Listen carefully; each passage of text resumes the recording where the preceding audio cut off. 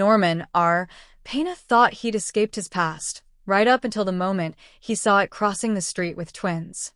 His midnight blue Bentley Continental glided through the downtown district, the leather interior insulated from the noise of the city beyond. Streetlights washed across the windshield in rhythmic intervals, illuminating the woman seated beside him like a sculpture under gallery spotlights. Veronica R. Kohler, 32, platinum blonde hair styled in a severe chignon, emerald drop earrings swaying with calculated grace. She embodied everything his rebuilt life required: connections that opened boardroom doors, beauty that photographed well in business journals, and an ambition that matched his own cold pragmatism. At 39, Norman had learned that survival meant choosing power over sentiment. His engagement to Veronica was 8 months old, long enough to silence the whispers about his past, recent enough that he hadn't yet grown tired of the performance. No vulnerability, no weakness, no looking back. Just two empires merging under the guise of romance. The Whitmore contract closes next week, Veronica said, examining her manicured nails in the passing light. We should announce the wedding date at the signing. Maximum impact. Norman's jaw tightened almost imperceptibly. His ice blue eyes remained fixed on the road ahead, his hands resting on the steering wheel with the controlled stillness of a man who had trained himself not to feel. The traffic light turned red. The crosswalk filled with evening commuters, people rushing home to families, to warmth, to lives unburdened by the weight of things they could never undo. Norman watched them with detached indifference, his mind already cataloging tomorrow's negotiations, when movement in his peripheral vision made his breath catch. A woman was crossing the street. She moved with deliberate care, shoulders hunched against the October wind, two infants secured against her chest in a worn fabric carrier. The babies were bundled in mismatched blankets, one blue, one pink, their tiny fists visible against the threadbare material.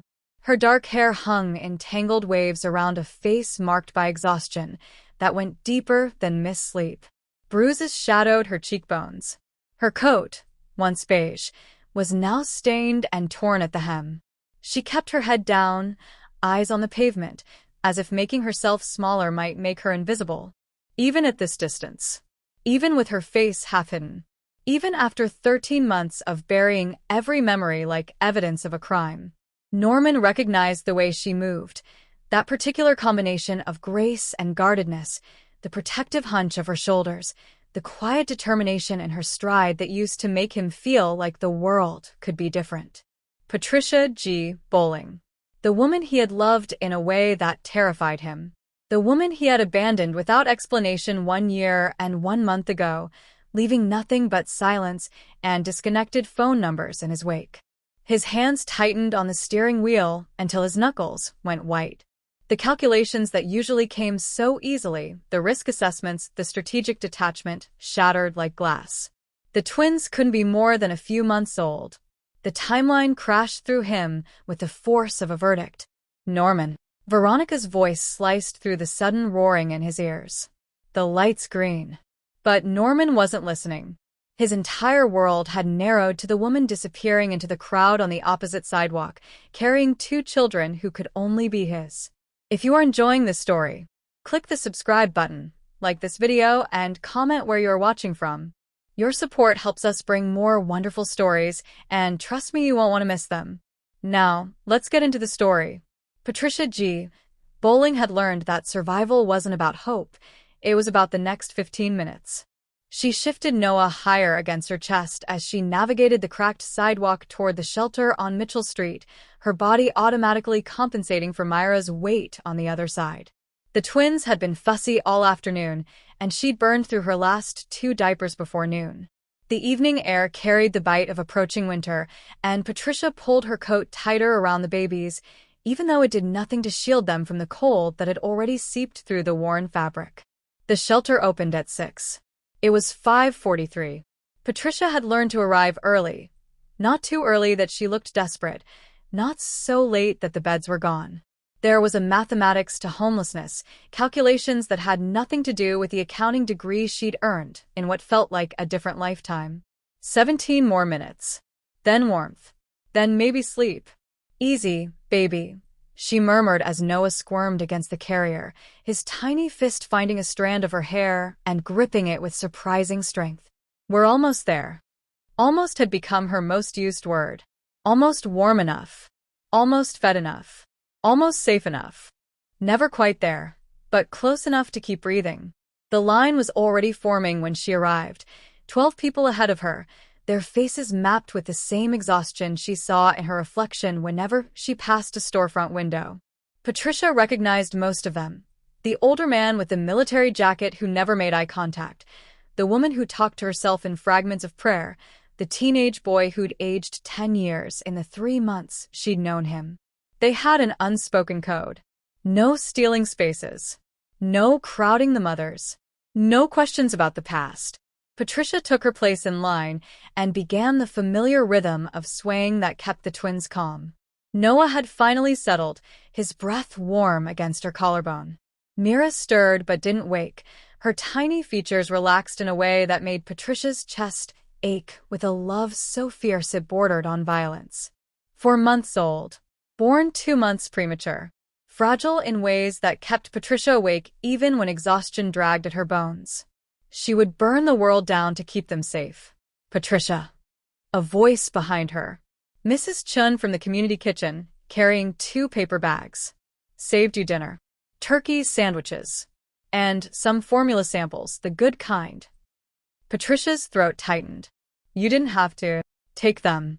Mrs. Chun pressed the bags into her free hand. My shift ended. Can't take them home, anyway. It was a lie, the kind of kindness that let Patricia accept without feeling like charity. She'd learned to recognize the difference. Thank you, Patricia whispered. Mrs. Chin squeezed her shoulder and disappeared into the evening crowd. Patricia tucked the bags into the worn backpack that held everything she owned, 3 diapers, a can of formula, a change of clothes for the twins, and a photograph she should have burned 13 months ago but couldn't quite bring herself to destroy. The line moved forward. Patricia moved with it, her body operating on autopilot while her mind drifted somewhere she'd trained it not to go. But sometimes, in the space between exhaustion and sleep, in the quiet moments when the twins were finally content, the memories found her anyway. Norman's apartment had been all glass and steel and sharp edges until she walked into it. You keep books, Patricia had said on their 3rd date, running her fingers along the spines that lined his living room shelves. Not business manuals or coffee table displays, but worn paperbacks and dog-eared novels that looked like they'd been read a dozen times.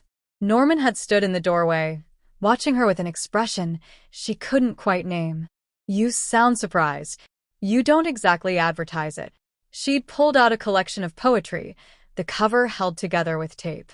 Garcia Lorca? I'm not always cold, he'd said quietly. I know. She'd crossed the room and kissed him, and for just a moment, the carefully controlled man who calculated every word had softened into someone who simply felt. That was the night, she understood. Norman wasn't cold. He was terrified of warmth. The shelter doors opened. The line began to filter inside, bodies pressing toward heat and safety and the temporary illusion that they weren't slowly disappearing. Patricia found a cot in the corner, the best position, where she could see both exits and keep her back against the wall. She lowered the twins carefully onto the thin mattress, checking Noah's breathing, counting Myra's heartbeats, performing the rituals that had replaced prayer. Both babies slept. Both breathed. Both were still hers. She allowed herself 5 seconds of relief. Then she opened the sandwich Mrs. Chun had given her and forced herself to eat, even though hunger had become something abstract, a distant signal her body had learned to ignore. The twins needed her fed. That was calculation enough. Around her, the shelter filled with the sounds of survival, coughing, whispered conversations, the shuffle of bodies trying to find comfort on surfaces that offered none. Patricia blocked it out the way she'd learned to block out everything else, the stares, the judgment, the questions that came wrapped in concern but felt like accusations. How did you end up here? Where's their father? What happened to you? She never answered. The truth was too complicated, and lies required energy she didn't have to spare. She tried to call Norman 17 times the week after he disappeared. The first 3 calls went straight to voicemail. The next 5 rang endlessly into silence. By the 7th attempt, his number was disconnected. Patricia had stood in her apartment, the small one-bedroom she'd been so proud to afford on her own, staring at her phone like it held answers instead of just empty digital space. He was gone. Completely, thoroughly gone. No note. No explanation. No forwarding information. Just absence where a person used to be. She told herself there had to be a reason. An emergency. A misunderstanding. Something. 2 weeks later, she'd taken a pregnancy test in a pharmacy bathroom, her hands shaking so badly she could barely read the result. Positive. She'd tried his office next. The receptionist she'd met twice, who'd smiled and complimented her dress, looked right through her like she was invisible. Mr. Pena is unavailable. Can I leave a message? Mr. Pena is unavailable, the woman repeated, her voice flat and final. Patricia had tried 6 more times. Different entrances. Different receptionists. Same answer. The door had closed. Someone had locked it from the inside. And she was on the wrong side, carrying a secret that would change everything, if anyone would let her speak. Mira whimpered in her sleep. Patricia placed a hand on the baby's chest, feeling the flutter of her heartbeat. Too fast, always too fast, a reminder of how close they'd come to losing her. The premature birth had stolen what little savings Patricia had left. The medical bills had swallowed the rest. Homelessness hadn't been a choice. It had been an inevitability, a cliff she'd walked toward in slow motion while watching her options evaporate one by one. She'd gone into labor at 32 weeks. Alone in her apartment, which wasn't even hers anymore, just a space she was weeks from being evicted from, Patricia had felt the first contraction and known immediately something was wrong. Too soon. Too fast. Too much pain. She'd called 911, and then she'd called no one else because there was no one else to call. The hospital had been bright and cold and full of people who moved with efficient purpose while Patricia lay on a gurney trying not to scream. No hand to hold. No voice telling her she could do this. Just doctors with concerned faces and nurses who spoke in gentle tones that couldn't hide the worry underneath. Twins, one of them had said, as if Patricia didn't already know. As if she hadn't spent 3 months preparing herself for double everything. Double love, double fear, double the chance of losing them. Noah had come first, crying immediately, his lungs protesting the world he'd been born into too early. Mira had followed 5 minutes later, silent and small and terrifyingly still. She's not breathing, Patricia had heard herself say, her voice surprisingly steady even as her world disintegrated. We've got her, someone had said. And they did. Barely. Myra's first breath had come after 37 seconds that felt like 37 years. Patricia had named them in the NICU, watching her children fight for survival through plastic incubator walls, and she'd made a decision that felt like tearing out her own heart. Norman was gone.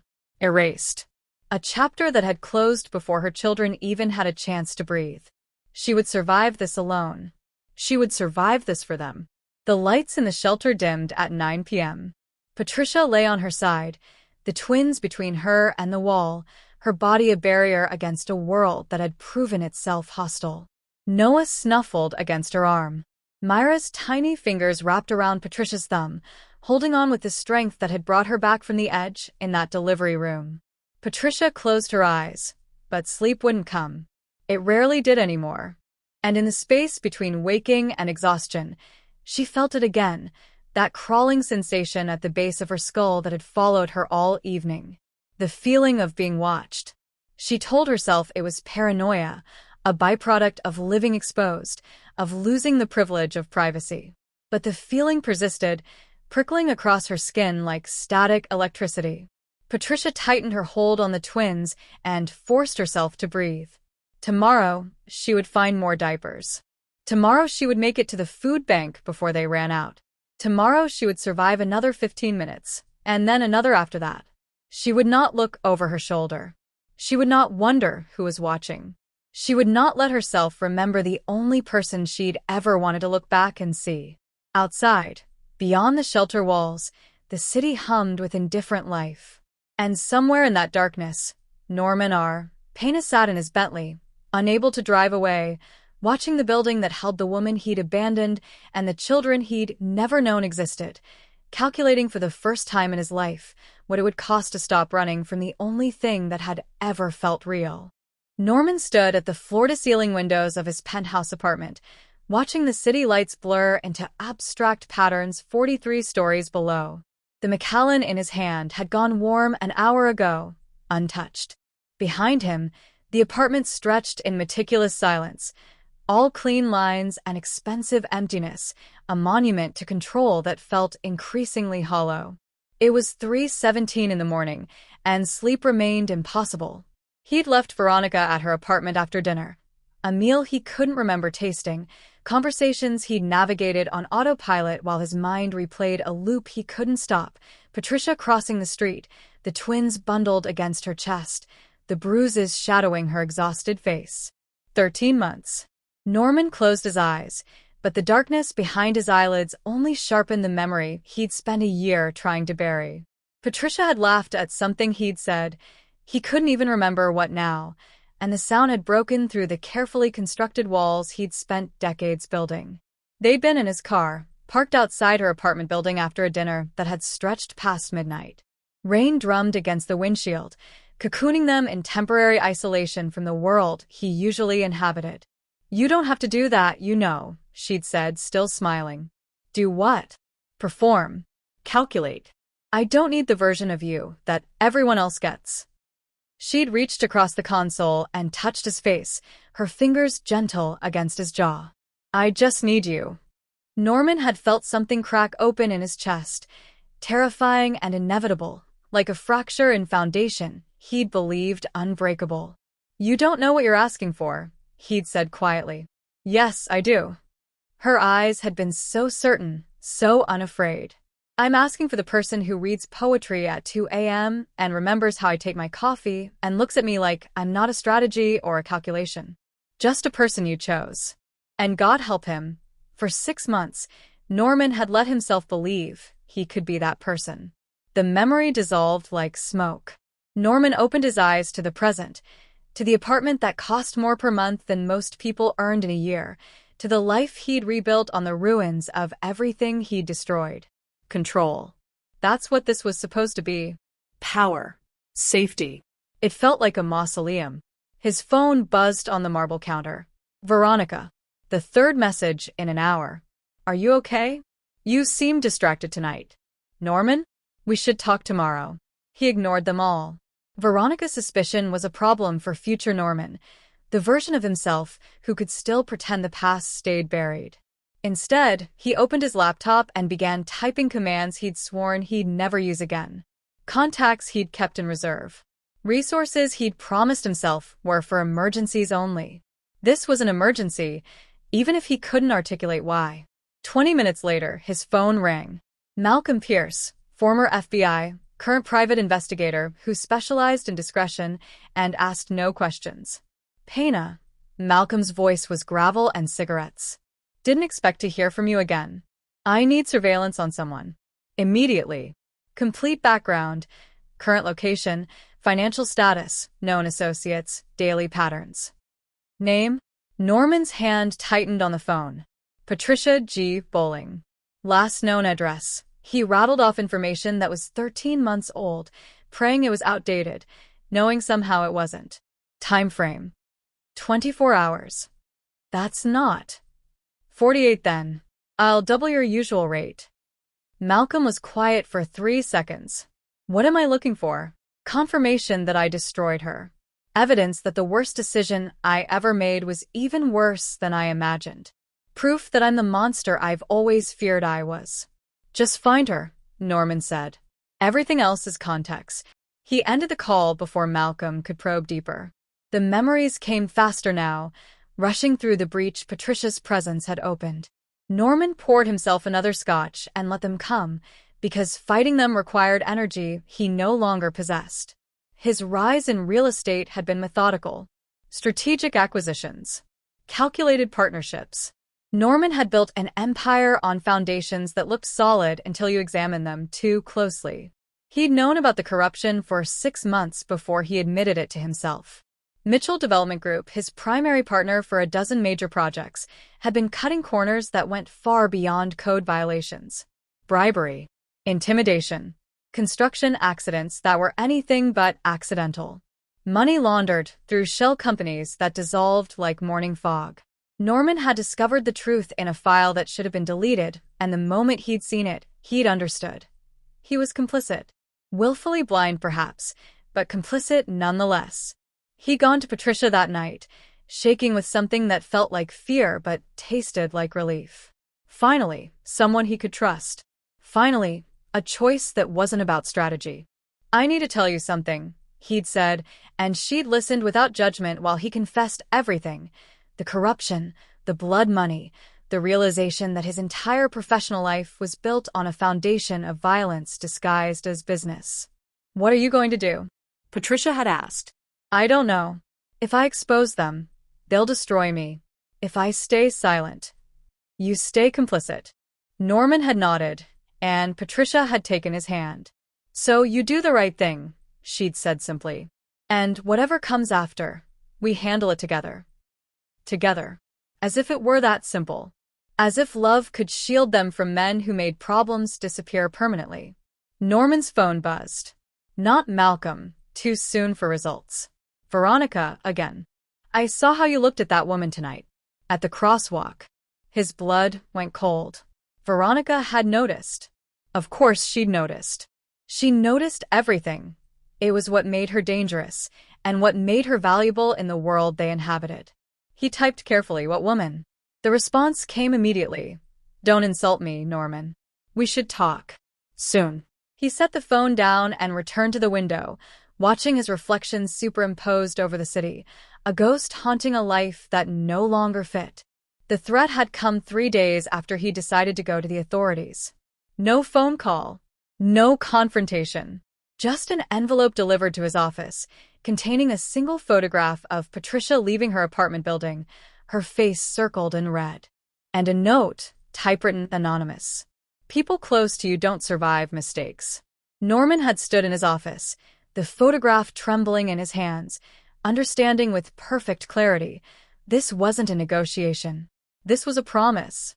He'd burned the photo, made 3 calls, verified that Mitchell Development Group had connections that made the corruption look trivial by comparison, connections to people who ended problems quietly, efficiently, permanently. And Norman had made the calculation that still woke him in cold sweats. Patricia's life, or justice. Her safety, or his conscience. He'd chosen her. He'd convinced himself it was mercy. But mercy required honesty, and Norman hadn't been brave enough for that. So, he'd simply disappeared. Disconnected his number. Changed his routines. Paid his assistant to block Patricia's calls without explanation. Rebuilt his life in the space where love used to be, telling himself every day that it was protection, not abandonment. That he'd saved her by breaking her heart. His phone buzzed again at 4:37 a.m. "Malcolm." Faster than expected. A text. "Check your secure email." Norman opened his laptop with hands that had steadied in boardrooms and business negotiations, but now shook like a guilty man's. The email contained 3 attachments, 2 reports, and a dozen photographs. He opened the first report. Subject: Patricia G. Bowling, current status: homeless, primary location, Mitchell Street shelter dependents, 2 infants, approximately 4 months old, known income, none last known employment, terminated 11 months ago, pregnancy-related, medical history, emergency C-section, premature delivery at 32 weeks, complications. Norman stopped reading. The words blurred into accusations. He opened the photographs. Patricia at a food bank, the twins strapped to her chest. Patricia standing in line outside the shelter, her face drawn with exhaustion. Patricia in a park, feeding the babies with formula that was probably donated, her coat torn at the shoulder. Patricia, Patricia, Patricia, every image a testament to what his protection had cost her. The final photograph made his breath stop, A close-up of the twins, taken through a telephoto lens. Two faces that shared his mother's eyes, his jawline, his genetic signature visible even in infancy. 4 months old. Born exactly 9 months after he'd disappeared. The math was undeniable. The truth was irrefutable. These were his children. And their mother was homeless because he'd been too much of a coward to face the consequences of loving her. Norman closed the laptop before he could destroy it. The rage that rose in his chest had nowhere to go. He couldn't direct it at Mitchell Development Group without endangering Patricia further, couldn't direct it at himself without shattering completely. So he channeled it into the only thing he still controlled: decision. Dawn was breaking over the city, washing the darkness in shades of gray that matched the architecture of his carefully constructed life. Norman stood at the window and made a choice that terrified him more than any threat he'd ever received. He would find Patricia. He would approach her. He would face what he'd done. It was the worst strategic decision he could make. It exposed her, endangered them both, destroyed the protection his absence was supposed to provide. Every calculation in his body screamed that he was making a mistake, that walking back into her life would paint a target on her back the moment his enemies discovered she still mattered. But Norman had spent 13 months learning that the right decision and the safe decision weren't always the same thing. And the version of himself that Patricia had loved, the one who read poetry and let his guard down and believed that people could be more than their worst calculations, was done hiding. Behind him, his phone buzzed again. Veronica. The reckoning with his fiancée would come soon, another consequence to face in a growing list. But first, Patricia. Norman pulled on his jacket, pocketed his phone, and walked toward the door of his apartment, leaving behind the safety of his carefully controlled world and stepping into the chaos of confronting everything he'd spent a year running from. The twins had his eyes, and their mother had survived everything he'd put her through. Now he had to find out if she'd survived enough to let him try to make it right, or if some damage, once done, could never be repaired. Veronica set down her phone and allowed herself a moment to feel what she'd been suppressing since that night at the crosswalk: rage. Not the hot, impulsive kind. The cold, calculated fury of someone who'd spent 8 months building a merger that was supposed to guarantee her future, only to discover her fiancé had a homeless ex-girlfriend and secret twins that could destroy everything. The wedding was supposed to be in 4 months. Guest list, 300. Venue, already booked. Dress, custom Valentino. Coverage, guaranteed in every business and society publication that mattered. All of it contingent on Norman R. Pena being exactly who he'd presented himself to be: controlled, unattached, focused entirely on building power rather than sentimental entanglements. Patricia G. Bowling and her twins weren't just an inconvenience. They were a threat to everything Veronica had spent her adult life constructing. She ordered another martini and began making a list. Norman arrived at Veronica's penthouse exactly 24 hours later, looking like he'd slept in his car, which, based on the surveillance photos Marcus had provided that afternoon, he actually had. 3 consecutive nights parked outside the Mitchell Street shelter, watching, waiting, haunting his own past like a ghost who'd forgotten he was supposed to be dead. Veronica opened the door wearing a black silk dress that had cost more than most people's monthly rent, her expression perfectly neutral. "You look terrible," she said. "I've been busy." "I can see that." She stepped aside, letting him enter. "Drink." No. "Thank you." Veronica poured herself whiskey anyway, taking her time with the ritual. Let him stand there. Let him feel the weight of what was coming. When she finally turned around, Norman was standing by the window, his posture rigid with the kind of tension that preceded either confession or violence. "So," Veronica said, her voice light, conversational, "are we going to pretend? Or are we going to be honest?" Norman's jaw tightened. "I don't know what you mean." "Then let me be more specific." She took a sip of whiskey, letting the burn settle before continuing. "Who is Patricia G's Bowling?" The silence that followed was answer enough. Norman turned slowly, his face carefully blank in the way that confirmed he was hiding something. "Where did you hear that name? Does it matter?" "Yes." She's your ex. Veronica set down her glass with deliberate precision. The woman you saw at the crosswalk. The one you've been parked outside a homeless shelter watching for 3 consecutive nights. The one with 2 4-month-old twins who happened to have been born exactly 9 months after you became mysteriously unavailable for personal entanglements. Norman's face went pale. Veronica. Are they yours? That's not. Are they Yours. The silence stretched like a wire-pulled taut, ready to snap. Yes, Norman finally said. They're mine. Veronica had expected the confirmation, had steeled herself for it, but hearing it spoken aloud still felt like a physical blow. She forced herself to breathe through it, to channel the rage into something more useful. When were you planning to tell me? I only found out myself 3 days ago. How convenient. Veronica's voice could have cut glass. And yet you've been watching her, following her, clearly planning something that doesn't include your fiancé in the decision-making process. It's complicated. It's really not. Veronica stepped closer, her heels clicking against the marble floor. You have illegitimate children with a homeless woman. You've been lying to me about your past. And now you're trying to decide whether to blow up our entire future for some sentimental fantasy about redemption. That's not what this is. Then what is it, Norman? Because from where I'm standing, it looks like you're about to sacrifice everything we've built for a woman who couldn't even keep herself off the streets. Norman's eyes went cold. Don't what? Tell the truth? Patricia G. Bowling is homeless, Norman. Sleeping in shelters. Raising your children in poverty.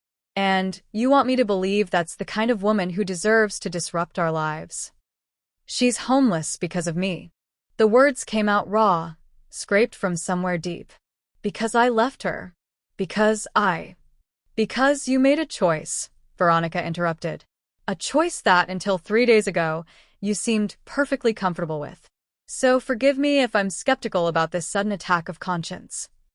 Norman turned away, his hands clenching into fists. You don't understand. Then explain it to me. I can't. Veronica laughed, the sound sharp and brittle. Of course you can't. Because there's no explanation that makes you look like anything other than what you are, a man who abandoned a pregnant woman and is now having second thoughts because you got caught. I left her to protect her. From what? Norman's silence was damning. From what, Norman? From people who would have killed her to hurt me.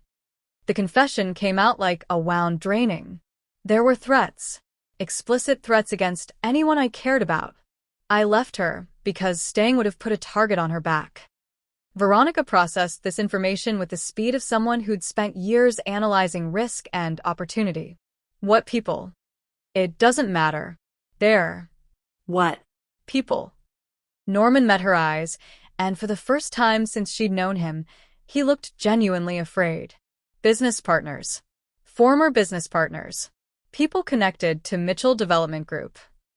The name landed like a stone in water, sending ripples of recognition through Veronica's mind.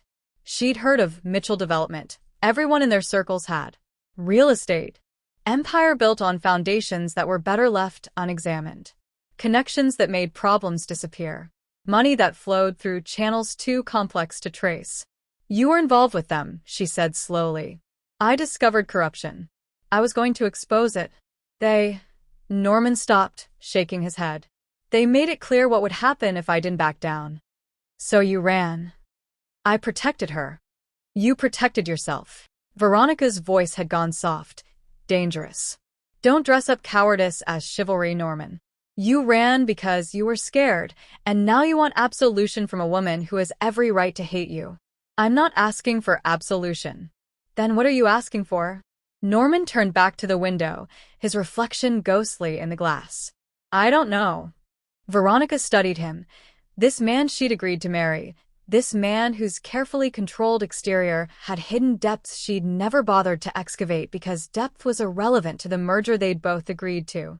And she realized with cold clarity, Norman was compromised. Emotionally, strategically, completely compromised by a woman he loved and abandoned and couldn't quite let go of. Which made him dangerous. I need time to think, Veronica said. Norman nodded, still facing away. I understand. Do you? She picked up her glass, finished the whiskey. Because I don't think you understand what you're asking me to accept. You want me to stand beside you while you play house with your homeless ex-girlfriend and your illegitimate children. You want me to smile for the cameras while our entire social circle whispers about your past. You want me to. I'm not asking you to do anything, Norman interrupted. This isn't about us. Everything is about us, Norman. That's how marriage works. That's how alliances work. Your past becomes my liability, and I need to know. She stopped, choosing her words carefully. I need to know if you're committed to our future, or if you're going to keep haunting yours. Norman finally turned, and the look on his face was answer enough. Veronica felt something harden in her chest. I see. I'm sorry. No, you're not. Not yet. She set down her glass. But you will be. After Norman left, Veronica stood at her window and made 3 phone calls. The first was to Marcus Chen. I need everything on Mitchell Development Group. Leadership structure. Active operations. Anything that could be leveraged. The second was to her father's attorney. What would it take to establish parental unfitness in a custody case? Hypothetically. The third call took longer to make. Veronica stared at the number in her contacts, a number she'd been given years ago by a colleague who'd warned her it should only be used in emergencies, that the man on the other end dealt in solutions that existed outside normal channels.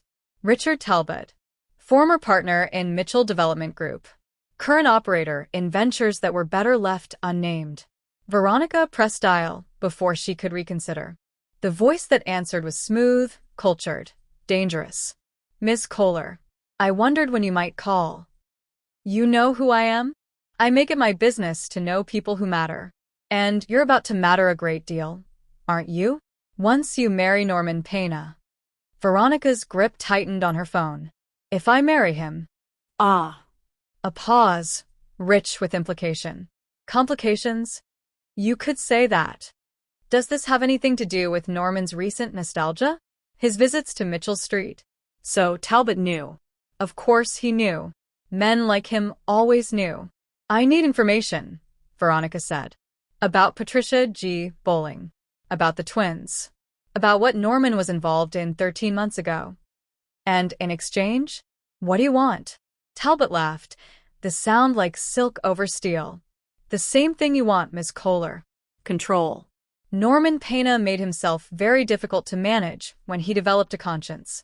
But now he's exposed himself through sentiment. That makes him vulnerable. That makes him useful. I'm listening. Meet me tomorrow. I'll tell you everything you need to know about what Norman was running from. And then another pause. Then we'll discuss how to ensure Patricia G. Bowling and her children don't interfere with either of our futures. Veronica should have ended the call. Should have recognized the line she was about to cross. Should have understood that making deals with men like Richard Talbot was how you became complicit in things that couldn't be undone. But she was tired of being the woman who smiled through inconvenience. Tired of watching her carefully constructed future dissolve because Norman R. Pena couldn't let go of his past. Tomorrow, Veronica agreed. Send me the location. She ended the call and stared at her reflection in the darkened window, a woman who'd just traded her conscience for control, who'd chosen power over love because love had never been part of the equation anyway. Patricia G. Bowling thought she'd survived the worst Norman could do to her. She had no idea what was coming. And Veronica intended to keep it that way, right up until it was too late for any of them to turn back. I told you. I know what you told me. Norman stopped a respectful distance away, aware of the other residents watching with varying degrees of interest. But I need you to hear something. Please. Patricia's jaw tightened, but she didn't tell him to leave. Norman crouched down, so they were at eye level. You tried to reach me. After I left. You called my office. Something flickered across Patricia's face. Surprise, then suspicion. How do you know that? Because I just spent 2 hours tracking down my former assistant. She told me everything. Norman kept his voice low, conscious of their audience. You were blocked, Patricia. Deliberately. By people I used to work with. People who wanted to make sure we stayed separated. Patricia's eyes narrowed. That's convenient. It's the truth. Jennifer Martinez. She was my assistant for 3 years. She quit the same week I disappeared because she felt guilty about what she'd done. Because someone told her to block your calls, and she believed she was helping me. Someone. Patricia's voice was flat. Not you. Not me. I swear to God, Patricia. I changed my number. I avoided places where you might find me. But I never told anyone to block you completely. I never, his voice caught. I never knew you were trying to tell me about them. He gestured toward the twins. Noah was gripping a soft block, his concentration absolute. Mira had found her own fist and was gumming it with single-minded focus.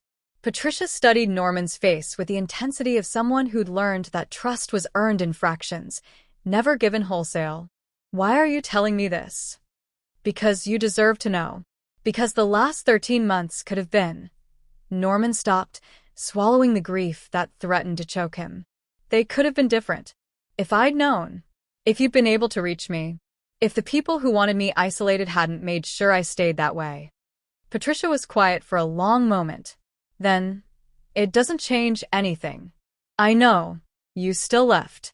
You still chose to disappear rather than. I know, Norman repeated. I'm not asking for forgiveness. I'm just asking you to understand that some of what happened, not all of it, but some, wasn't entirely my choice. Patricia looked down at the twins, her expression unreadable. They need new clothes. Noah's grown out of everything. Mira needs medicine for reflux. And She stopped, her pride warring with necessity. I'm 2 weeks from being kicked out of the shelter because I've maxed out my stay limit. Let me help. Why? Because they're my children. Because you shouldn't have to do this alone. Because Norman chose his next words carefully. Because helping you is the only thing I can do that might eventually be enough. Patricia studied him for 3 long seconds. Then she nodded, so slightly Norman almost missed it. Clothes, she said. Medicine. That's it. Don't try to fix everything at once. Okay. And don't think this means I trust you. I wouldn't dare. Over the next 5 days, Norman learned what it meant to be a father in fragments. He arrived each morning with supplies Patricia had reluctantly requested: diapers, formula, baby clothes that actually fit.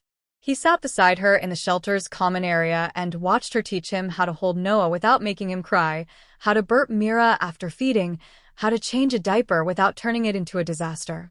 Patricia corrected him constantly, her patience thin but present. Norman absorbed every instruction like he was learning a language he should have been fluent in months ago. On the 3rd day, Noah fell asleep in Norman's arms while Patricia tended to Mira. The weight of his son against his chest felt like absolution and accusation in equal measure.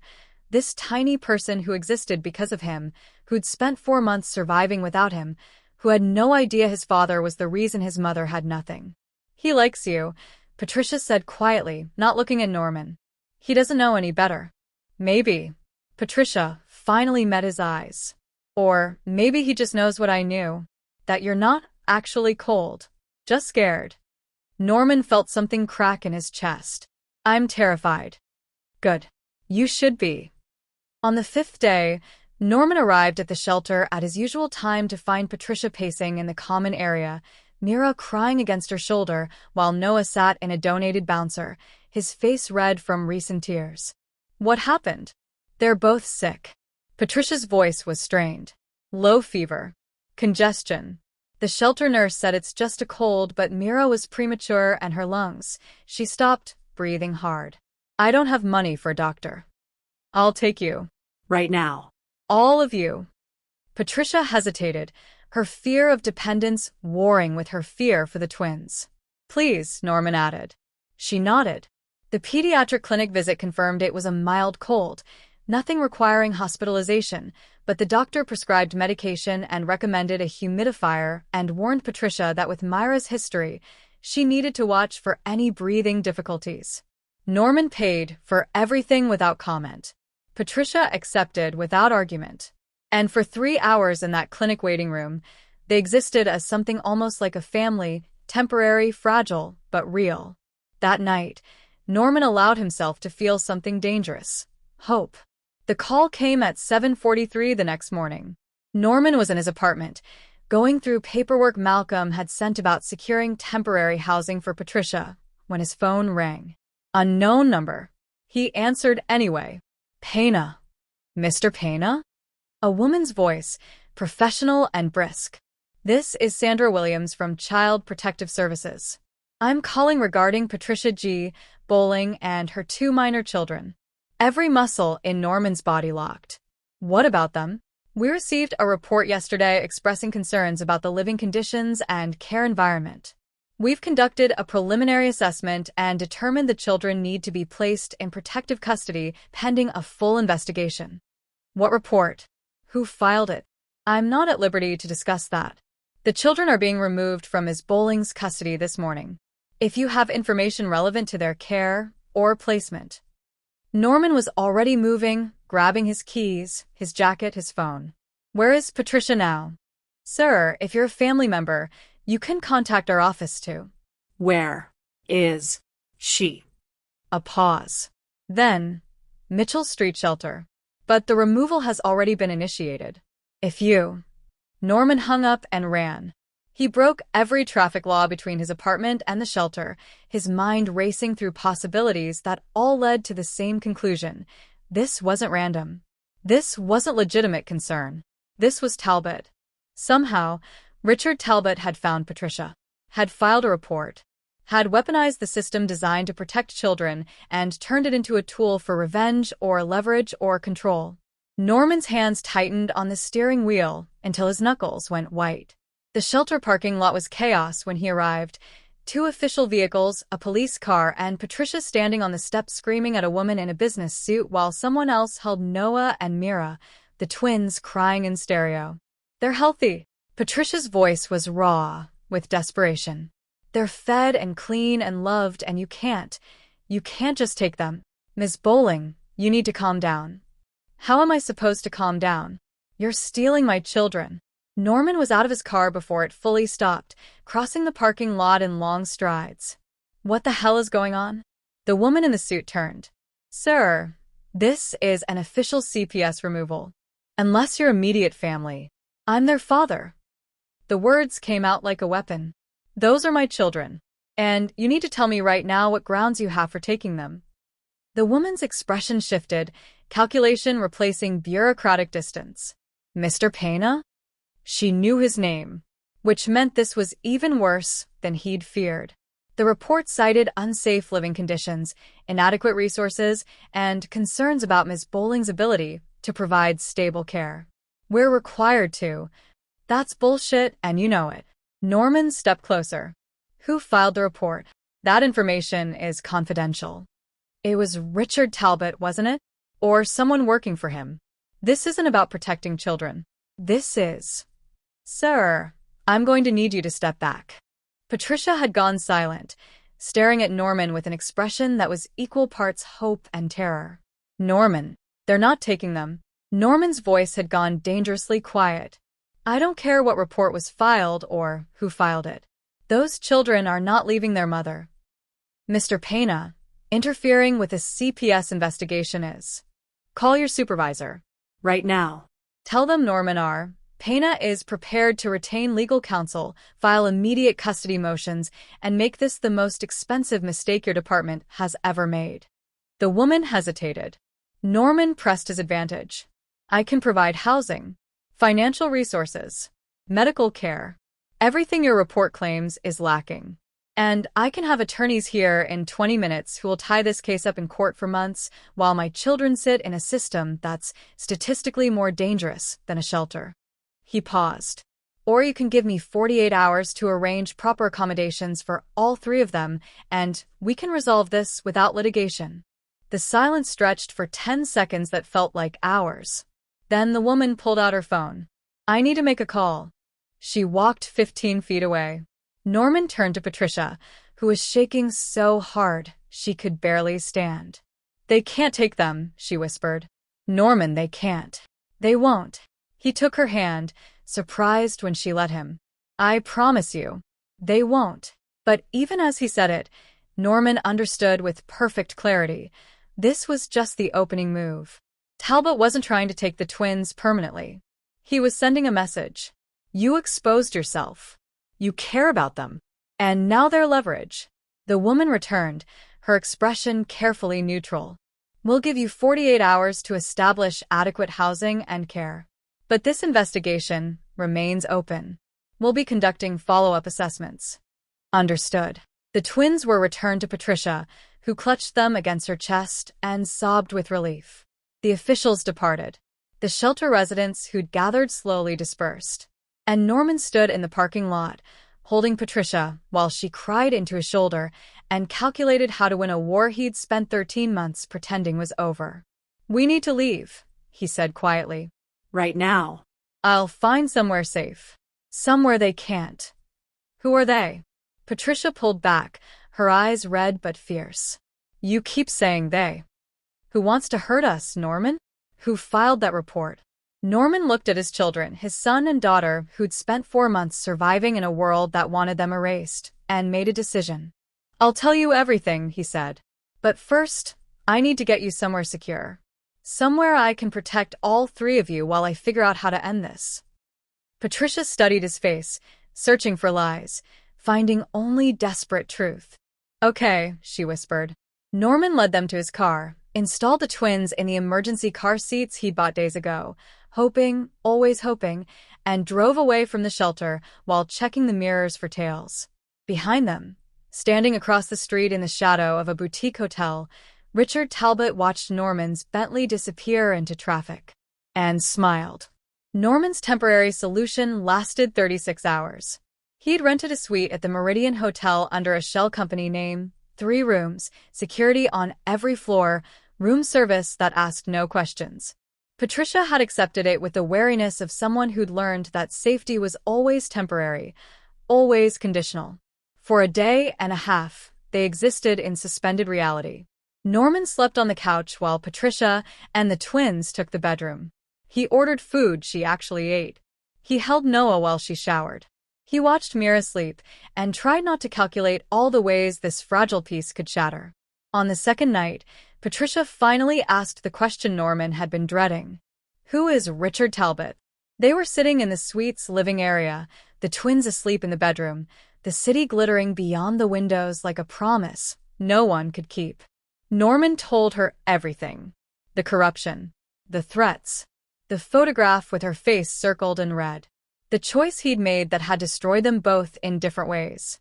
Patricia listened without interrupting, her face unreadable. When he finished, she was quiet for a long time. You should have told me, she finally said. You should have let me choose whether to stay. I know. You took away my agency because you were scared. You decided what I could handle without asking me. I know, Norman repeated, the words ash in his mouth. And now they know about the twins. Which means your protection didn't work. It just delayed the danger and made sure I faced it alone. Norman had no defense. Patricia was right. About all of it. I'm going to fix this, he said. How? I don't know yet. But I won't let them hurt you again. Any of you. Patricia studied him with eyes that had learned to measure truth by weight instead of words. Okay. It wasn't forgiveness, but it was permission to try. The call came at 4:37 a.m. Norman woke to his phone vibrating on the coffee table, Malcolm Pierce's name glowing in the darkness. What is it? You need to see this. Malcolm's voice was tight. I'm sending you an address.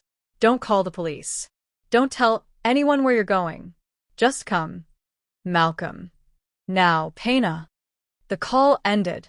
A text arrived seconds later, GPS coordinates, and a single line. Mitchell Development Site 7. Bring no one.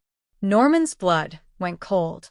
He knew that location, an abandoned development project on the city's industrial edge, one of the ventures that had exposed the corruption 13 months ago. Empty for over a year. Scheduled for demolition, but trapped in legal limbo. The perfect place for things to happen that couldn't be witnessed. He stood, already reaching for his jacket, when Patricia's voice stopped him. Where are you going? She was standing in the bedroom doorway, backlit by the dim lamp she kept on for the twins. Awake. Alert. Watching. Something's wrong. I need to. Don't lie to me, Norman. Not now. He met her eyes. Someone wants to meet. Someone dangerous. I need to find out what they want. Then I'm coming with you. Absolutely not. They took my children yesterday. They filed a false report. Patricia's voice hardened. I'm not sitting in a hotel room waiting to find out if you're coming back. If this is about us, I'm coming. Patricia, the twins are asleep. The hotel has security. And you need someone who knows what's at stake. She crossed her arms. I'm coming, Norman. You can waste time arguing or we can go. Norman saw the futility in fighting her. Patricia had survived 13 months on the street with 2 premature infants. She was stronger than he'd ever given her credit for. Stay behind me, he finally said. Whatever happens, promise me. I promise. It was a lie, and they both knew it. But time was bleeding away, and Norman had learned that some battles weren't worth fighting. The drive took 23 minutes through empty streets, the city still sleeping while they raced toward whatever was waiting in the dark. Patricia was silent in the passenger seat, her hands clenched in her lap, her breathing controlled in the way of someone managing fear through sheer will. You should know, Norman said quietly. My fiancée, Veronica. She figured out about you and the twins. Patricia turned to look at him. When? A week ago. She's been. Norman stopped, choosing his words carefully. She's not happy about any of this. Does she know we're at the hotel? I don't think so. I've been careful. But Veronica she's connected. Resourceful. If she wanted to find us, she could. Patricia completed the thought. Is that who called? Is this about her? I don't know. But even as Norman said it, pieces were clicking into place with sickening clarity. The CPS report. The timing. Veronica's cold fury when he'd admitted the truth. And her last words to him, delivered like a prophecy. You'll be sorry. But not yet. The development site emerged from the industrial landscape like a monument to failure. Half-finished buildings, construction equipment gone to rust, foundations that would never support anything but weeds. Norman parked 2 blocks away, killing the lights. There's still time to go back, he said. Patricia was already opening her door. No, there isn't. They approached on foot, moving through shadows that smelled of decay and abandoned ambition. Norman kept Patricia behind him, every sense screaming that this was wrong, that they were walking into something they couldn't walk out of. The main structure loomed ahead, a skeleton of a building, 5 stories of exposed steel and empty windows. Light flickered on the 3rd floor. Movement. Voices. Norman's phone buzzed. Malcolm. 3rd floor. East side. Be smart. They found the stairs, concrete and exposed rebar, climbing into darkness. Patricia's breathing was steady behind him, her footsteps careful, controlled. The 3rd floor opened into what would have been luxury apartments. Now it was just space and absence, walls that had never been finished, floors that had never been sealed. And in the center of the largest room, Veronica. She stood beneath a work light someone had rigged to a generator, wearing black from head to toe, her platinum hair pulled back with severe precision. She wasn't alone. 2 men flanked her, private security, by the look of them, armed and professional. And sitting in a chair, bound and gagged, Malcolm Pierce. Norman felt his world tilt. What is this? Insurance. Veronica's voice was perfectly modulated, controlled. I needed to make sure you'd come. Mr. Pierce was kind enough to provide motivation. You hired him, Norman said slowly, understanding crystallizing. The surveillance. The reports. All of it. You weren't investigating Patricia. You were tracking us. I was protecting my interests. There's a difference. Veronica's eyes shifted to Patricia, standing just behind Norman. So this is her. The woman worth destroying our future for. Patricia stepped forward before Norman could stop her. I didn't destroy anything. Your fiancé did that 13 months ago when he decided running was easier than staying. Veronica smiled, the expression sharp as a blade. Oh, I like you. Honest. Direct. completely unaware of how far out of your depth you actually are. Veronica. Norman moved between them. Whatever you're planning. What I'm planning, Veronica laughed. Norman, I already executed it. The CPS report, the investigation, the threat to your precious little family. All of it. And do you know the best part? She gestured, and one of the security guards stepped forward with a phone, holding it so Norman could see the screen. A video call. Richard Talbot's face filled the frame, his expression pleased. Hello, Norman, Talbot said. It's been too long. Norman's hands clenched into fists. What do you want? The same thing I wanted 13 months ago. Silence. Cooperation. Your understanding that some bridges, once burned, can't be rebuilt without consequences. I'm not working with you. I'm not covering for you. That part of my life is over? Talbot's smile widened. It's never over, Norman. You were there. You saw what we were building. You have evidence that could destroy very powerful people. Did you really think disappearing would make that go away? I destroyed everything. I have nothing you need to worry about. Except your children. Talbot let that hang in the air. Children who are now in the system, thanks to Ms. Kohler's very thorough report. Children who could easily disappear into foster care, be adopted by families who'd never know their real father. Unless I do what? Norman's voice was dangerously quiet. Unless you remember where your loyalties belong. Mitchell Development is expanding. We need someone with your expertise. Someone who understands the value of discretion. You want me to help you. I want you to stop being a liability. Come back. Rebuild what you destroyed. Keep your mouth shut about what you know. And in return, Talbot gestured off-screen. Your family stays together. The investigation disappears. Everyone wins. Norman felt Patricia tense behind him. Felt the weight of 13 months of survival and sacrifice and suffering. Felt the choice he'd made once before circle back like a predator returning to familiar prey. No, he said. Talbot's expression hardened. I'm sorry. I said no. I won't work for you. I won't cover for you. And I sure as hell won't let you threaten my family. Norman. Veronica's voice was soft, almost pitying. You don't have a choice. She nodded to one of the guards. He drew a weapon, compact, professional, pointed directly at Patricia. The world narrowed to that single point of aim. Here's what's going to happen, Veronica continued, her tone conversational. You're going to agree to Mr. Talbot's terms. You're going to return to Mitchell Development. You're going to be the controlled, obedient partner you should have been from the beginning. And Patricia, she smiled. Patricia and those twins are going to disappear. Quietly. Permanently. You're insane, Patricia whispered. I'm practical. Veronica turned to her. You're a homeless woman with no resources, no support system, and 2 children you can barely feed. Norman's involvement with you is a liability I can't afford. So I made the logical choice. I found people who understand that sometimes problems need permanent solutions. You can't. I already have. Veronica gestured to the phone still showing Talbot's face. Mr. Talbot has been very helpful. He understands the value of leverage. And you, Ms. Bowling, are leverage. The kind that ensures Norman stays cooperative. Norman's mind was racing through possibilities, calculating angles and exits, and ways to get Patricia out alive. But the guard with the weapon was professional. The distance was too great. And behind him, he could hear Patricia's breathing. Fast, shallow, terrified. You don't have to do this, Norman said to Veronica. Whatever you think you're protecting.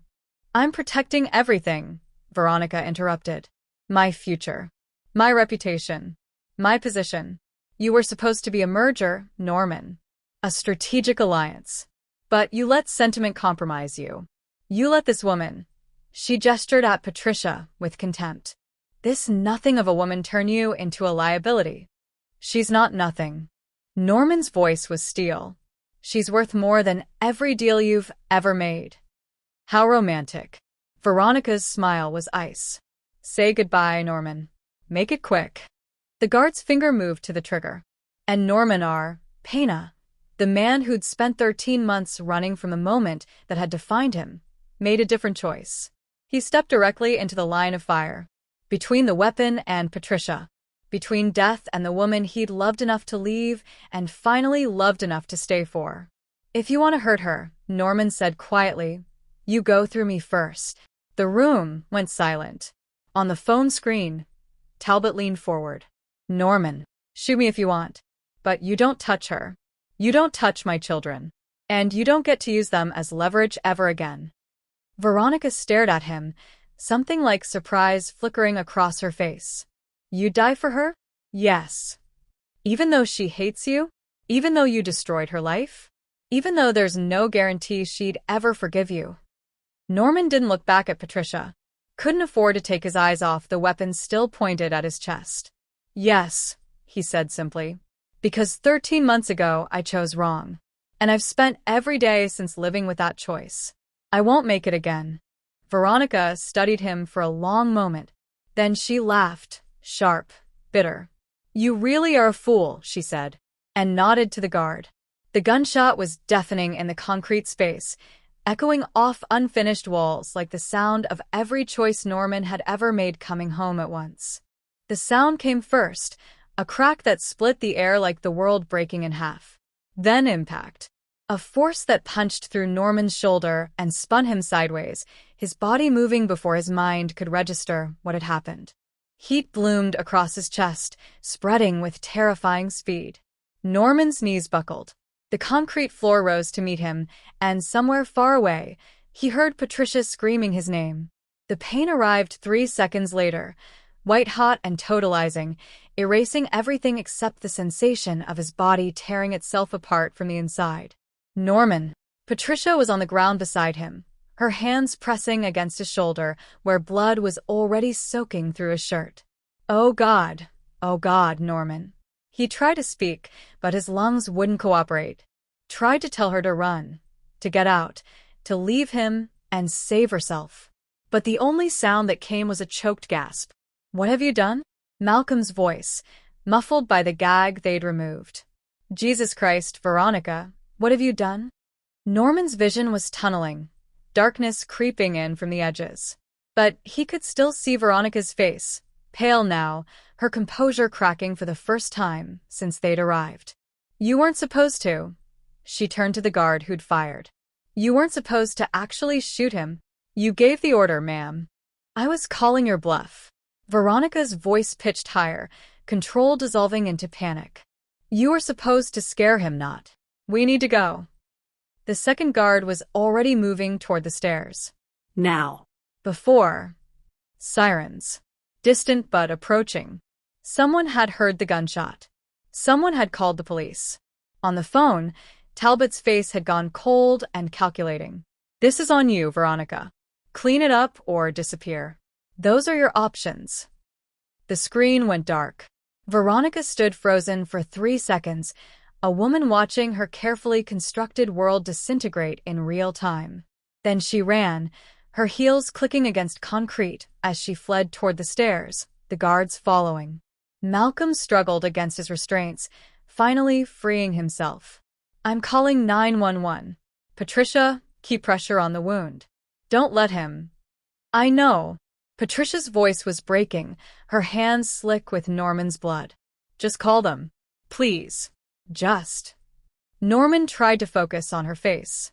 Tried to memorize the way she looked in this moment, terrified and fierce and still here, still fighting, still alive because he'd finally made the right choice. "Patricia," his voice came out wet wrong. "Don't talk. Save your strength. Help is coming. You just need to." The twins. Each word cost him. "Take care of." "You're going to take care of them with me." Patricia's tears were falling on his face now, mixing with the sweat and blood. "You hear me, Norman? You don't get to do this. You don't get to step in front of a bullet and then leave me too." Her voice shattered completely. Norman reached up with his uninjured hand, finding her face, wiping away tears with fingers that were already going numb. "I'm sorry," he managed. "For everything.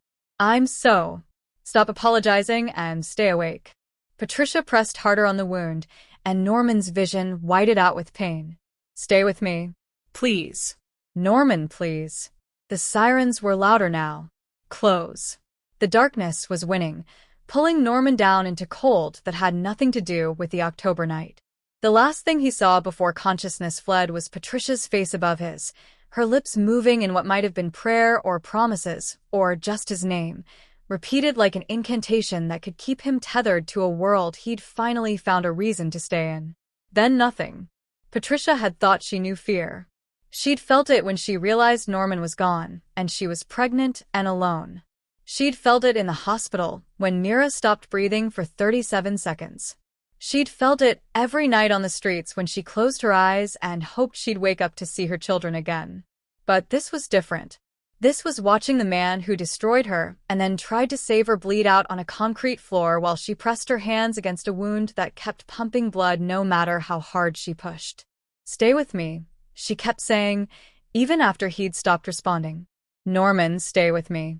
Please. The paramedics arrived in a chaos of lights and voices and equipment. Someone pulled Patricia away gently but firmly. Someone else was working on Norman, cutting away his shirt, calling out numbers that meant nothing to her. BP dropping. We need to move. Now. They loaded him onto a stretcher.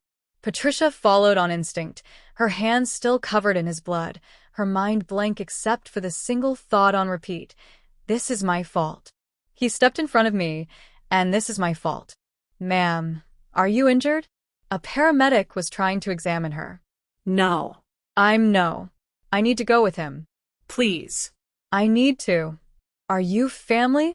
The question stopped Patricia cold. Was she? By any definition that mattered, was she family to Norman R. Pena? Yes, she said. Then, stronger. Yes. He's the father of my children. I'm family. The paramedic nodded. Follow us to Memorial. We're taking him now.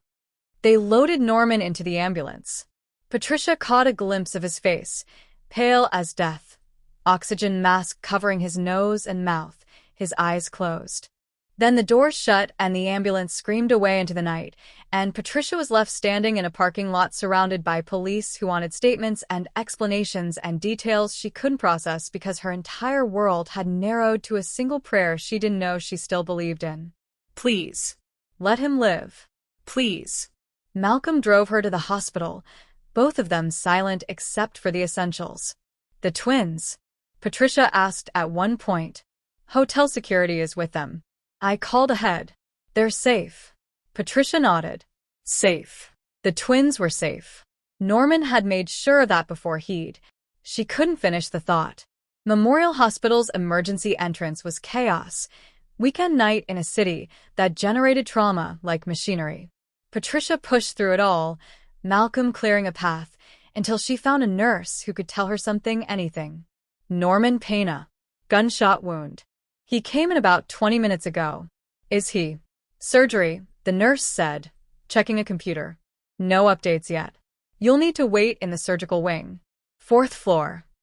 The 4th floor waiting room was fluorescent-lit purgatory, plastic chairs and old magazines and a television playing news no one was watching. 3 other families occupied different corners, their private tragedies playing out in parallel. Patricia sat and waited. And waited.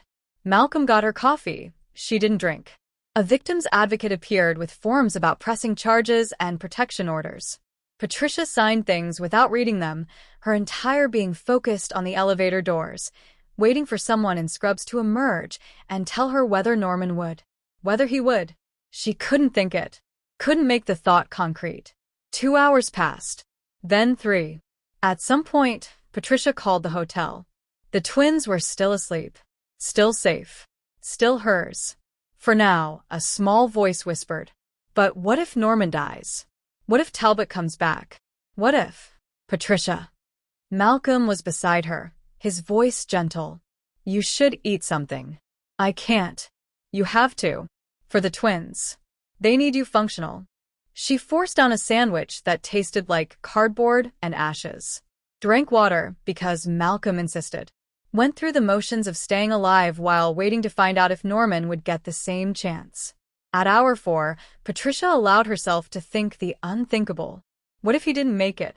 What if the last words she'd said to him in that building, "You're going to take care of them with me," were a promise neither of them could keep? She'd spent 13 months hating Norman R. Pena. Hating him for leaving. For abandoning her. For erasing her like she'd never mattered. But watching him step in front of that bullet, she'd understood something that felt like truth. He'd left because he'd loved her. And he'd come back for the same reason. The execution had been cowardice. But the motivation had been love, twisted and traumatized and expressed through absence instead of presence. And now he might die before she could tell him that she understood. That she didn't forgive him. Not yet, maybe never completely, but she understood. "Miss Bowling." Patricia's head snapped up. A surgeon stood in the doorway, still in scrubs, her expression carefully neutral. Patricia stood on legs that barely supported her weight. "Is he?" He's alive. The relief was so acute it felt like drowning. Patricia's knees buckled. Malcolm caught her, held her upright while she tried to remember how to breathe. The bullet entered his left shoulder, the surgeon continued. Missed the major arteries, but caused significant tissue damage. He lost a lot of blood. We had to repair the brachial plexus, the nerve network that controls our movement. Surgery took 5 hours. Will he be okay? The surgeon hesitated. He's stable. Critical but stable. The next 24 hours will be crucial. We're watching for infection, internal bleeding, complications. He's strong, and he was lucky. 2 inches to the right, and the bullet would have hit his heart. 2 inches. The distance between life and death. Between Norman dying in that building and Norman fighting for his life in a hospital bed. Can I see him? He's in recovery. Not conscious yet. Once he's moved to ICU, you can sit with him for short visits. But Miss Bowling, the surgeon's expression softened. He's not out of danger. You should prepare yourself for the possibility that his condition could deteriorate. Patricia nodded, not trusting her voice. The surgeon left. Malcolm guided Patricia back to a chair before she could collapse. He's alive, Malcolm said quietly. That's what matters right now. He's alive. Patricia covered her face with her hands still stained with Norman's blood, and let herself feel everything she'd been holding back. Terror, relief, rage at Veronica and Talbot and every person who'd turned violence into strategy. Grief for the year they'd lost. Hope so fragile it hurt to acknowledge. And underneath it all, the terrible understanding that she'd spent 13 months learning to live without Norman R. Pena, only to discover in the moment he might die that she didn't want to. They let her into the ICU at midnight. Norman lay in a bed surrounded by machines that beeped and hummed and tracked every function, keeping him alive. His left shoulder was wrapped in heavy bandages, and 4 fed into his right arm. His face was the color of old paper, but his chest rose and fell. His heart monitor showed a rhythm. He was breathing. He was alive. Patricia sat in the chair beside his bed and took his hand, the one not attached to IVs, the one that had wiped her tears before he'd lost consciousness. "I'm here," she whispered. "The twins are safe. You did it, Norman. You protected us. You finally stayed." No response. Just the machines and the breathing and the fragile evidence that he was still fighting. Patricia settled into the chair and prepared herself for a vigil she had no idea how long would last. The doctor had said 24 hours were crucial. Patricia would give him as many as he needed. She owed him that much. After everything, after the leaving and the returning and the bullet he'd taken that was meant for her, she owed him the chance to wake up and discover he'd finally done enough. Outside, dawn was breaking over a city that didn't care about private tragedies or second chances or the complicated math of love and sacrifice. But in that ICU room, Patricia held Norman's hand and waited, and hoped, and prayed to a God she wasn't sure she believed in anymore, that the man who'd finally learned how to stay would get the chance to wake up and keep his promise. Chapter 9: What Remains. Norman woke to pain and Patricia's voice reading aloud. And the very small snail said to the very large whale, "I may be tiny, but I've seen the world." She paused. "Noah, stop trying to eat the book." Norman tried to speak. His throat was sandpaper. Patricia's head snapped toward him. Norman. The children's book fell from her hands. You've been unconscious for 3 days. The twins. Safe. Here, actually. She gestured to a stroller in the corner. The ICU made an exception. Veronica? Gone. Disappeared. But Norman, the police have everything. Malcolm gave them statements. Security footage. Richard Talbot is in custody. Mitchell Development is being investigated by federal agencies. Norman closed his eyes. It was over. Finally over. You had evidence, Patricia continued. Documents in a storage unit. Malcolm found them. And Jennifer Martinez testified that you'd been trying to expose the corruption before the threat started. You're a witness, not a suspect. And you? Norman asked quietly. Are you okay? Patricia laughed, wiping at tears. You got shot protecting me, and you're asking if I'm okay? Yes. I don't know what I am. Just rest. Get better. Then we'll figure out what comes next. It wasn't forgiveness, but it was permission to try. Recovery came in increments. Week 1. Learning to sit up without passing out. Holding Noah while Patricia fed Mira. Week 2. Physical therapy that felt like torture. Walking hospital corridors with Patricia beside him. Week 3. Discharge. Malcolm had arranged a house, 3 bedrooms in a quiet neighborhood where children played in yards. Patricia looked at it with suspicion that gave way to acceptance. For now. Until we figure out something permanent. The house became their world. Patricia took the master bedroom with the twins. Norman took the guest room. They navigated mornings like diplomats, polite and careful. Norman learned that Mira preferred to be held facing outward. That no one needed exactly 17 minutes of rocking before naps. That Patricia took her coffee black now.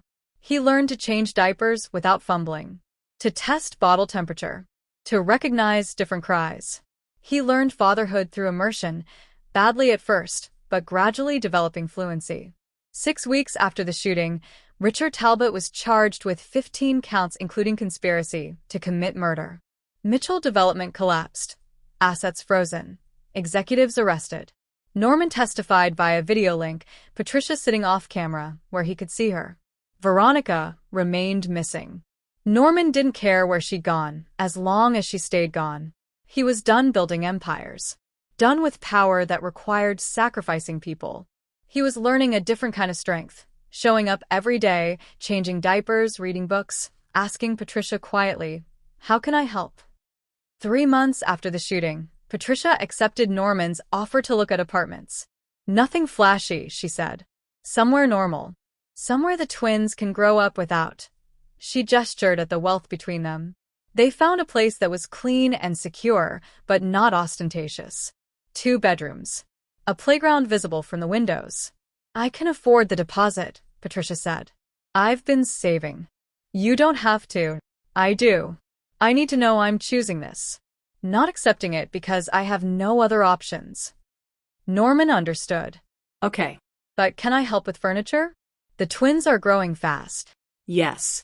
But Norman, this isn't us getting back together. This is co-parenting. That's all I can promise. I know. I'm not asking you to trust me. I'm asking you to let me earn it. However long that takes. Patricia studied him. Then nodded. Okay. The twins' first birthday arrived in February. Norman and Patricia celebrated in the new apartment with cake and decorations. Noah grabbed frosting and smeared it across his face. Mira ignored her slice for the wrapping paper. Patricia laughed, actually laughed, and Norman felt hope flicker back to life. They're happy, Patricia said, watching the twins. Despite everything. Because of you. Patricia interrupted. These last few months, you've shown up, Norman. Every day. That matters. It wasn't love, but it was acknowledgement. Spring arrived with earned warmth. The park near Patricia's apartment became their regular destination, Norman pushing the stroller while Patricia walked beside him. They looked like a family. Norman knew that's what people saw. He didn't correct the assumption. Neither did Patricia. One April afternoon, Patricia stopped at a bench. The twins were asleep in the stroller. I've been thinking, she said, about what you said in that building. Before the gun, you said you chose wrong 13 months ago, that you wouldn't make it again. Norman's throat tightened. I meant it. I know. I can see it. She looked at the twins. You love them. Yes. And me? Patricia turned to face him. Do you still love me? Or is this just guilt? Norman had learned to be honest. I never stopped. I left because I loved you. I stayed away because I loved you. And I came back because 13 months of trying to stop didn't work. Patricia's eyes filled with tears. That's not fair. I know. I spent a year hating you, building walls. And now you're here every day being the person I fell in love with, and I don't know how to. She stopped, breathing hard. Norman waited. I don't trust you, Patricia finally said. Not completely. Not yet. But I want them to know their father. I want them to see what it looks like when someone makes a mistake and spends years fixing it. She looked at him. I want to try to see if we can build something new. Norman reached for her hand. This time, she let him take it. We choose it every day, he said. Starting now. For as long as you'll let me. Patricia laced her fingers through his. Okay. But Norman, if you run again. I won't. You don't know that. Yes, I do. Because I spent 13 months learning what it costs to run. I'd rather face anything than spend another day living without you and them. Patricia studied his face, searching for the lie, finding only truth. Okay, she said. Almost like trust. They sat while the afternoon stretched around them, two people learning to build something from ruins, two sleeping infants who were the reason their parents were trying at all.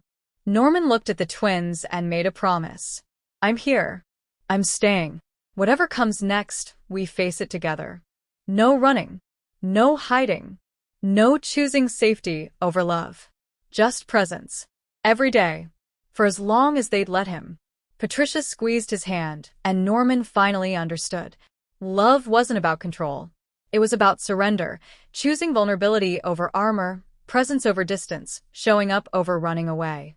He'd spent a year afraid to stay. He'd spend the rest of his life learning how. And in the end, that would be enough.